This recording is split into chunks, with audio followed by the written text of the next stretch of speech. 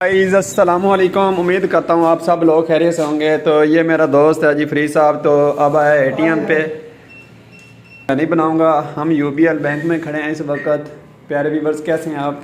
लो जी पूरे 1000 रुपये का सी एटीएम मारे है। चेक करो तुम असी 18 किलोमीटर सफ़र करके हैं, सिर्फ एटीएम ही मारना है 1000 रुपये का। ये भाई की गाड़ी खड़ी है। फरीद साहब आ जाओ राउंड तुम ही,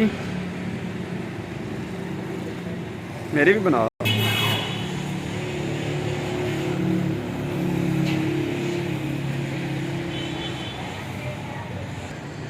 जनाब इस वक्त हम खड़े हैं रजवी चौक दीपालपुर में।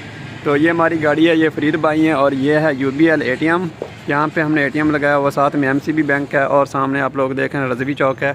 तो यहाँ पे हम लोग आए हैं थोड़ा सा इंजॉयमेंट करने, वो किया। अब हम जा रहे हैं वापस अपने घर की तरफ। और भी लोग यहाँ पर एटीएम के लिए आ रहे हैं, लेकिन मिलते हैं फिर नेक्स्ट ब्लॉग में। तब तक आप लोग अपना ख्याल रखें। अल्लाह हाफ़िज़।